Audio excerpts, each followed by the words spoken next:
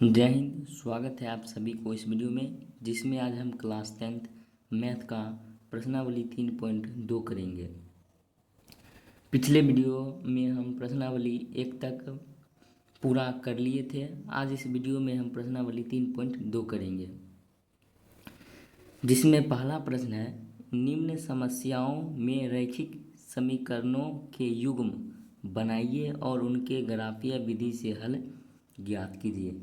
तो प्रश्नावली 3.1 में कहा गया था कि निम्न रैखिक समीकरण युग्म का बीजीय गणित और ग्राफीय विधि से हल करें। यानी पहले बोला था कि समीकरण बनाइए और उसका ग्राफीय विधि से हल कीजिए, यानी ग्राफ खींचिए। तो यहाँ पर सिर्फ बताया गया है कि ग्राफीय विधि से हल कीजिए। 1 नंबर में कुल प्रश्न 2 है, जो कि बहुत ही इम्पोर्टेंट है, क्योंकि इस प्रश्नावली से अधिक 2 नंबर का प्रश्न पूछा जाता है। तो आइए 1 नंबर प्रश्न करते हैं। 1 नंबर प्रश्न है, कक्षा 10 के 10 विद्यार्थियों ने एक गणित की पहली प्रतियोगिता में भाग लिया। यानी कोई कक्षा 10 है और उसमें कितने विद्यार्थी प्रतियोगिता में भाग लिया है? 10 भाग लिया है। यदि लड़कियों की संख्या लड़कों की संख्या से 4 अधिक हो तो प्रतियोगिता में भाग लिए लड़कों और लड़कियों की संख्या ज्ञात कीजिए। और इसको किस विधि से हल करना है? ग्राफीय विधि से हल करना है। तो इस प्रश्न में किन किन बातों का चर्चा हो रहा है? तो एक लड़कियां और दूसरा लड़कों का चर्चा हो रहा है। तो मान लेंगे कि माना कि लड़कियों की संख्या x और लड़कों की संख्या y है। तो पहले मान लेते हैं, 1 नंबर हल कर रहे हैं। तो पहले मानेंगे, माना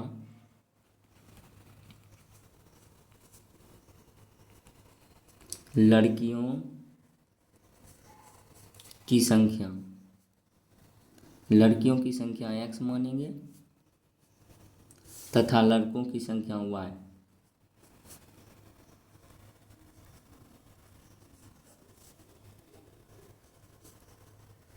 लड़कों की संख्या कितना है? y है। तो प्रश्न में बोला गया है कि कक्षा 10वीं के विद्यार्थियों ने एक गणित प्रतियोगिता में भाग लिया। तो पहले ही प्रश्न में बोला गया है कि 10 विद्यार्थी भाग लिया, यानी लड़का एवं लड़की मिलाकर कितना विद्यार्थी ने भाग लिया है? तो 10। तो यानी जितना लड़का है यानी x + y = कितना है? 10। तो इसको मान लेंगे समीकरण फर्स्ट। और दूसरे में कहा गया है, आप यहाँ पर देख भी सकते हैं, यदि लड़कियों की संख्या लड़कों की संख्या से 4 अधिक, जो y है यानी लड़की है, लड़कों की संख्या से जो x है वो लड़कों की संख्या से 4 अधिक है, यानी y + 4, यानी लड़कों की संख्या से 4 अधिक है। ये हो गया समीकरण 2। अब इसको ग्राफीय रूप में व्यक्त करना है, तो पहले समीकरण फर्स्ट से चलेंगे। तो यहाँ पर लिखेंगे समीकरण फर्स्ट से। तो समीकरण फर्स्ट क्या है? x + y = 10 है। तो यहाँ पर x और y का मान निकालना रहता है। तो यहाँ पर x बराबर क्या हो जाएगा? 10 - y, क्योंकि y प्लस में इधर आएगा तो माइनस में। यहाँ पर x और y का कम से कम कितना बिंदु का मान निकालेंगे? 2 बिंदु का, जिससे हम ग्राफ आसानी से खींच सकते हैं। इसको x मानेंगे और इसको y। जब y का मान 5 रखेंगे तो x का भी मान कितना आएगा? 5 आएगा। जब y का मान 7 रखेंगे तो x का मान कितना आएगा? 3 आएगा। उसी प्रकार समीकरण 2 से चलना है। समीकरण 1 से 2 पॉइंट ले लिए, अब समीकरण 2 से। तो समीकरण 2 से समीकरण 2 क्या है? x = y + 4 है। तो यहाँ पर फिर भी 2 पॉइंट लेंगे, यानी एक x का पॉइंट लेंगे और एक y का। ये x ये y हो गया। तो यहाँ पर y का स्थान पर 1 रखेंगे तो x का मान कितना आएगा? 5। और y के स्थान पर -2 रखेंगे तो x का मान कितना आ जाएगा? -2 रखेंगे तो 4 में से -2 घटा देंगे तो ये कितना बचेगा? 2। अब यहाँ पर दोनों पॉइंट मिल गया, तो मान लेंगे कि माना x अक्ष तथा वाई अक्ष इक्वल टू 1 यूनिट मान लेते हैं। 1 यूनिट मान लिए, यानी 1 इकाई, यानी ग्राफ के दो बिंदुओं के बीच की दूरी 1 यूनिट। अब ग्राफ कॉपी पर चलते हैं। यहाँ पर मैंने ग्राफ कॉपी ले लिया है। अभी मैं ग्राफ कॉपी पर कलम से ही ग्राफ बनाएंगे। आप जिस प्रकार एग्जाम में आता है या कोचिंग या स्कूल में बनाना होगा तो आप पेंसिल से ही बनाइएगा। तो यहाँ पर दो अक्ष खींच लेते हैं, एक्स अक्ष तथा वाई अक्ष। एक्सिस खींच लिए, एक्स एक्सिस और दूसरा वाई एक्सिस। और ये जो मूल बिंदु रहता है इसको 0,0 से सूचित किया जाता है, इसे मूल बिंदु कहा जाता है। कितना यूनिट माने 1, तो इधर हो जाएगा 1, ये हो जाएगा 2, 3, 4, 5, 6। उसी प्रकार ऊपर भी होगा, यानी 1, 2, 3, 4, 5, 6, 7। उसी प्रकार इधर भी आएगा, इधर आएगा -1, -2, इधर भी आएगा -1, -2, -3, -4, -5, -6। तो यहाँ पर पहला बिंदु क्या है?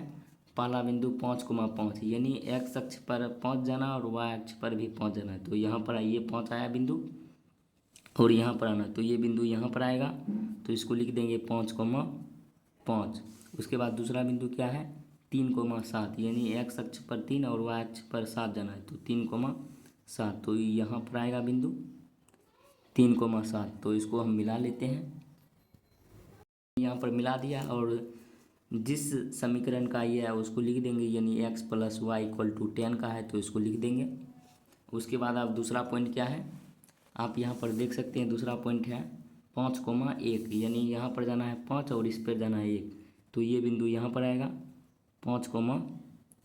उसके बाद दूसरा बिंदु क्या है? 2,-2 है, यानी इस पर 2 जाना है और नीचे -2 तक जाना है, तो यहाँ पर आएगा 2,-2 है। तो इसको मिला लेते हैं। समीकरण का मान है उसको दर्शा देंगे। ये समीकरण का मान है y = x + 4 का मान है, तो इसको दर्शा दिए। तो ये किस बिंदु पर प्रतिच्छेद किया है? तो इस बिंदु पर। इस बिंदु का निर्देशांक क्या होगा? तो यहाँ पर आ जाएगा 7, इधर क्या है 3, तो यहाँ पर लिख देंगे प्रतिच्छेदी बिंदुओं का निर्देशांक क्या है? निर्देशांक को 3 लाइन से सूचित किया जाता है, तो ये है 7,3। तो x का मान कितना आ जाएगा? x का मान आ जाएगा 7 और y का मान कितना आ जाएगा 3। तो इसमें पूछा गया लड़कियों की संख्या कितना होगा? तो लड़का का संख्या कितना हो जाएगा?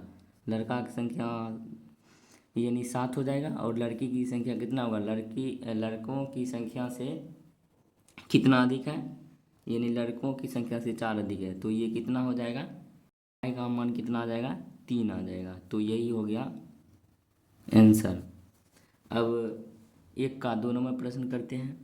प्रश्न में बोला गया है कि लड़कियों की संख्या लड़कों की संख्या से 4 अधिक है। तो यहाँ पर लड़की यानी y का मान क्या है? लड़का है, तो लड़का की संख्या यानी लड़कियों की संख्या से अधिक होगा, तो ये यानी ये आ जाएगा 3, ये आ जाएगा 7।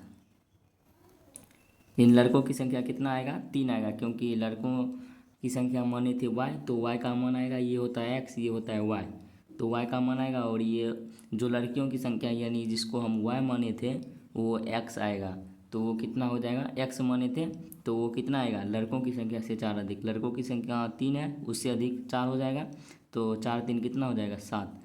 आप यहाँ पर देख भी सकते हैं। तो यही हो गया, x का मान 3 और y का मान 7, यानी लड़कों की संख्या 3 है और लड़कियों की संख्या कितना है? 7 है। तो यही हो गया आंसर।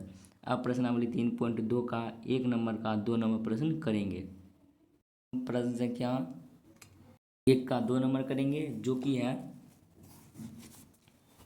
यहाँ पर आप देख सकते हैं 5 पेंसिल तथा 7 कलमों का कुल मूल्य 50 रुपया है, जबकि 7 पेंसिल तथा 5 कलमों का कुल मूल्य 46 रुपया है। एक पेंसिल का मूल्य तथा एक कलम का मूल्य ज्ञात कीजिए। यहाँ पर किस किस चीज़ का बात हो रहा है? तो एक पेंसिल का बात हो रहा है, एक कलम का, और प्रश्न में भी बोला गया है कि पेंसिल का मूल्य और कलम का मूल्य निकालिए। तो मान लेंगे कि माना कि पेंसिल का मूल्य x रुपया है तथा कलम का मूल्य y रुपया है। इससे हम समीकरण आसानी से बना लेंगे। तो पहले मान लेते हैं। तो यहाँ पर लिखेंगे माना कि एक पेंसिल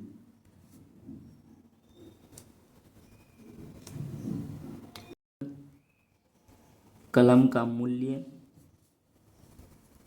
इक्वल टू y रुपये माने हैं। तो प्रश्न में बोला गया है कि 5 पेंसिल तथा 7 कलमों का कुल मूल्य 50 रुपया है। यानी कोई कलम का मूल्य इसका 5 रुपया है तो 5 कलम का मूल्य कितना हो जाएगा, 25 रुपया। उसी प्रकार 5 पेंसिल का मूल्य कितना हो जाएगा, 5 गुना x, तो ये हो जाएगा 5x प्लस 7 कलमों का मूल्य तो 7y हो जाएगा इक्वल टू कितने रुपया में दिया है, 50 रुपया। तो ये हो गया समीकरण फर्स्ट। और दूसरा हो जाएगा, तो यहाँ पर लिख देंगे प्रश्नानुसार, क्योंकि प्रश्न जो चल रहे हैं प्रश्नानुसार। और दूसरा इक्वेशन क्या है, जबकि 7 पेंसिल तथा 5 कलमों का मूल्य 46 रुपया है। यानी 7 पेंसिल यानी 7x प्लस 5 कलम यानी 5y इक्वल टू 46 रुपया है। तो ये हो गया समीकरण 2।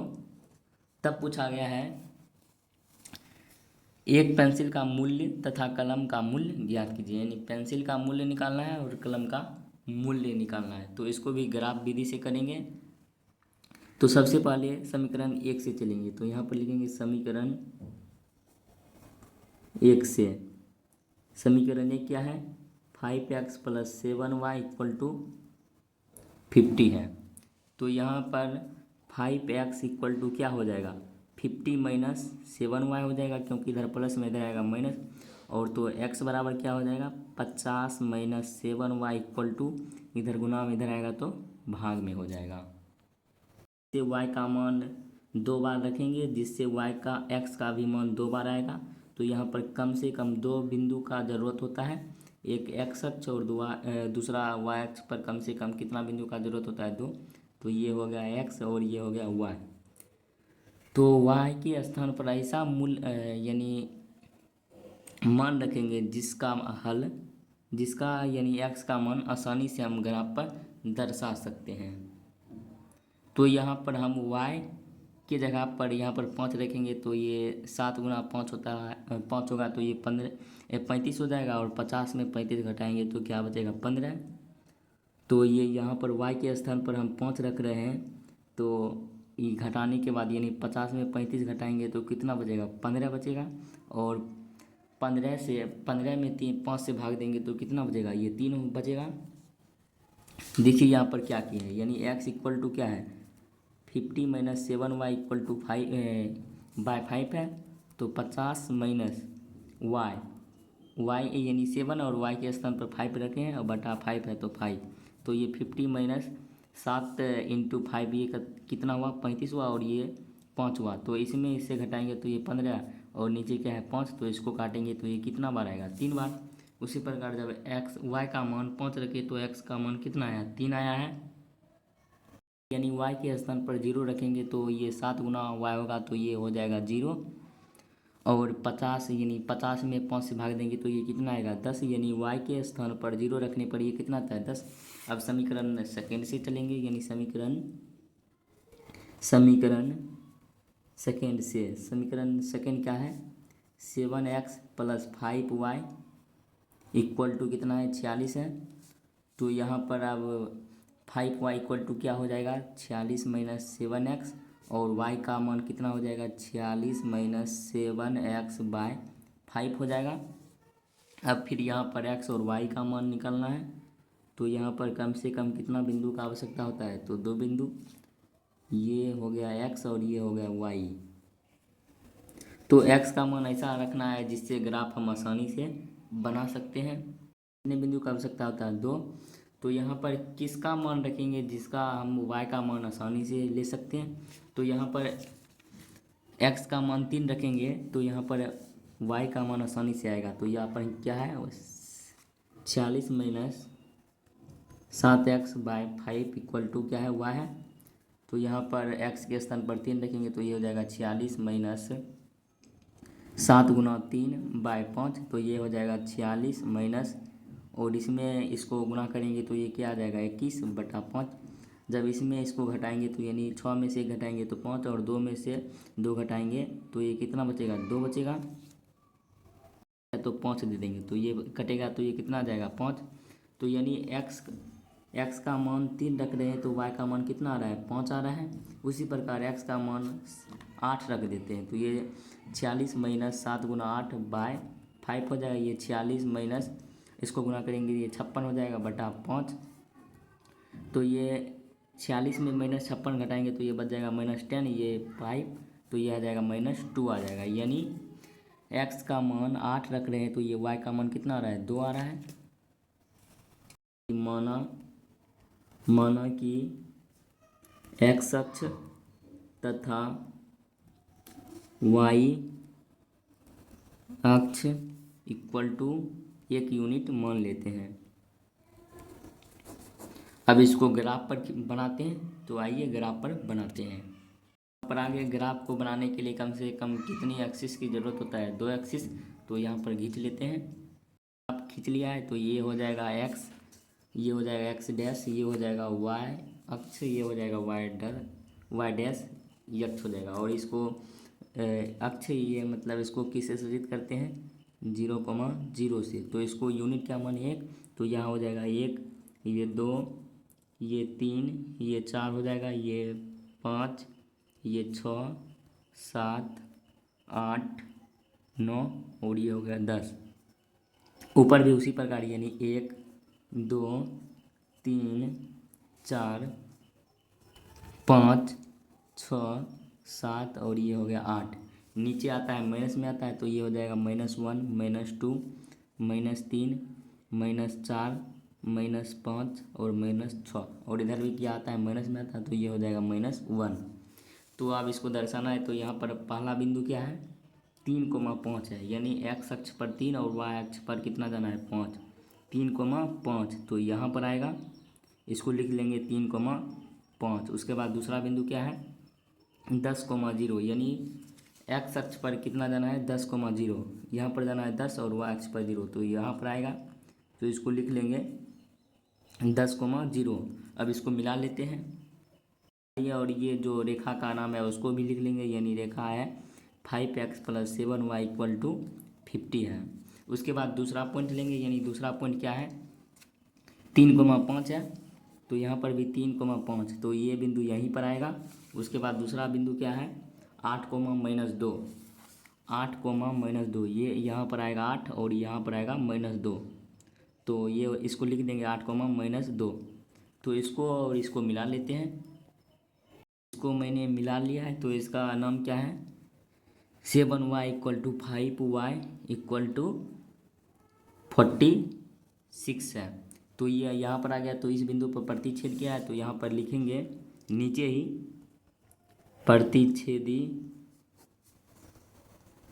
बिंदुओं का निर्देशांक को 3 डॉट से सूचित किया जाता है। तो ये क्या आ जाएगा, ये आ जाएगा, यहाँ पर प्रतिच्छेद किस बिंदु पर क्या है, 3,5, तो ये आ जाएगा 3,5। तो यहाँ पर x = क्या आ जाएगा 3 और y = क्या आ जाएगा 5। तो यही हो गया मेरा आंसर। तो यही पूछा गया था कि पेंसिल और एक ही कलम का मूल्य पूछा गया था। तो शुरू में मैंने माना था, यहाँ पर आप देख सकते हैं, यहाँ पर कि माना कि एक पेंसिल का मूल्य x है तो x का मान कितना आया, 5 आया तो 5 हो जाएगा, और y का मान 3 आया तो 3 हो जाएगा। तो यही हो गया आंसर। आप एक बार इसको ज़रूर घर पर प्रैक्टिस कीजिएगा, क्योंकि ये प्रश्न एग्जाम में आया हुआ है। कि आप लोग प्रश्नावली 3.2 का 1 नंबर प्रश्न समझ गए होंगे।